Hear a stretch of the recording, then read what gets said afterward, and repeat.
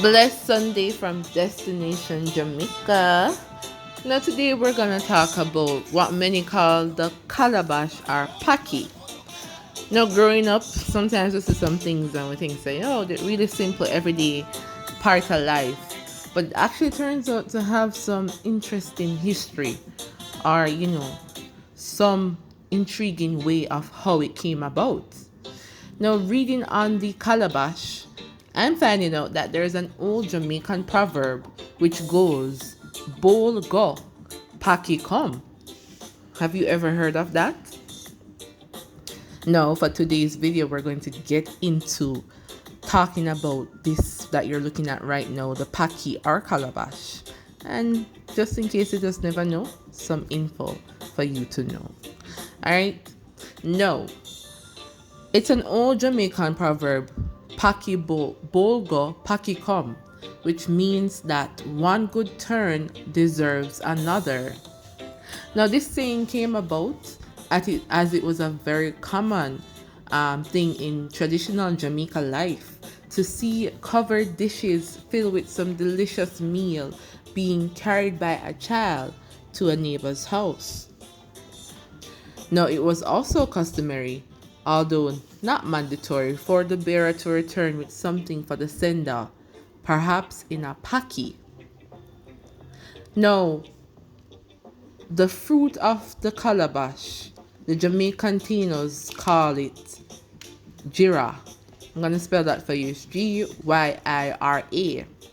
But today, both the tree and the fruit are referred to as calabash, paki, grody, with many variations of spellings of each word being accepted. The word paki actually comes from the Twi language of the Akan, with the original term being apaki, pronounced apache. That's pretty interesting. If you are here from, or if you've seen our video talking about the Crescentic, you would have heard us mention the Twi language.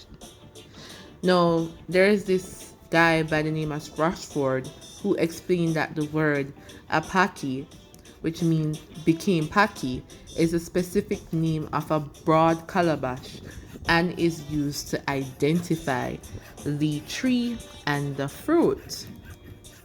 Now, have you ever tried to eat the fruit? I heard that a Rastaman tried to eat it and it run in belly. Some people say you can't eat the fruit when it's young, but you have to burn it over ashes. All the Jamaicans tell me them things, yeah. So let me know in the comments if you've ever eaten it and how do you have yours. Now, the calabash tree belongs to I'm going to type the name, what it belongs to. It is found throughout the Caribbean, Central, and South America. Now, C.D. Adams, in his book, Flowering Plants of Jamaica, stated that the tree grows to between 6 to 10 meters high. The tree also has leaves that are shaped and range between 20 centimeters long and 16 inches wide. And we probably show you that tree. Just saw it herself the other day, seeing the grody or the calabash grows on the tree. I'm hearing though calabash is actually the plate that you make from the grody or paki. So these trees were typically found along roadsides, old pastures, thickets, and woodland margins. He also adds that the calabash tree has unusual flowers that grow on the main trunk of the tree and its limbs. Now, these flowers open at night and are pollinated by small fruit bats. After pollination, the hard-skinned calabash fruits or growths begin to develop at the site of the flowers. Now, these fruits may remain on the tree for up to several months before turning yellow-green.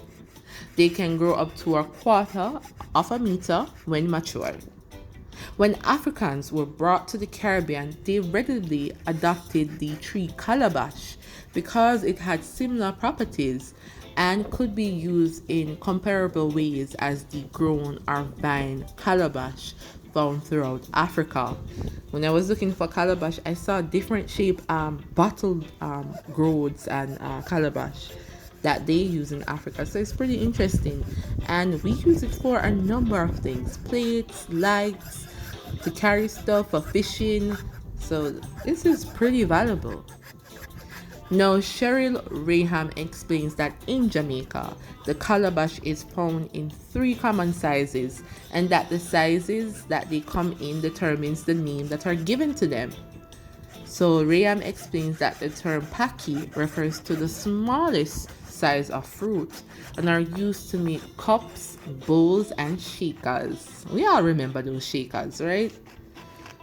Now, the grody is defined as a large round calabash that was used to collect and store large quantities of water of up to 30 to 40 quarts, and the tuk-tuk refers to the in-between size and is often used as a dish for eating or preparing small soft foods. Now, it would appear that the name tuk-tuk is also applied to any calabash that was used for the purpose of storing and carrying water, like the calabash, you see the big one. Both Cassidy, 1971, and Cena, 2003, explained that the tuk-tuk may have gotten its name from the sound it makes when water is poured from it. Now, Cena goes on to explain that tuk-tuks were used by country folk to carry water to their fields. It was usually slung over the shoulder by a cord. When used for this purpose, a small hole was, it bore a small hole, and a stopper was usually made from dry corn cob. Interesting. Are you finding it interesting so far? Let us know in the comments. Give us a thumbs up, share, subscribe, because we have more content like this coming your way. Now, back to the script. The Paki has had a long and fulfilling life in traditional Jamaican culture, so much so that it has become the subject of many proverbs. The calabash has been used to make a variety of everyday objects. We mentioned some of them, but you might see them in handbags, earrings, and pendants, for necklaces, and musical instruments such as the shakers that we mentioned and the banjos. The calabash is also a very important component of the benta, which is a musical instrument believed to have origins in the Congo. Wow. Did you know all this? And there's so much more, because the calabash is also used spiritually. It is the principal instrument at a Dinky Dead observance in the parish of St. Mary. According to, so that is the bamboo with a calabash resonator. So guys, there's so much to read about the calabash, how it's used for medicine and food, and to make beverages, as well as for spiritual uses. And I'm so happy that I was able to learn about this. I always thought, it's something that you see growing up and it's no big deal, but there's so much value in what we have in Jamaica. Like, you can find anything that seems like a tradition or something in a yard, and it has some historical component or something spiritual. It ties to something. It's not just as simple as a plate or a bowl, right? So that's it, guys. Not gonna make this too long. We hope this was useful to you, and we're looking forward to having a blessed Sunday, Super Bowl Sunday, seeing our Caribbean girl Rihanna perform. A lot of Jamaicans are looking forward to that. And do check out our store, because we have the calabash on there, and that you can get your own bowl and whatever else we'll make with it. Alright, so have a blessed one. It's reggae month, reggae all month, and we'll be doing some lives and show you some of the events and doing more historical, musical, and soul content coming your way. So blessings until then.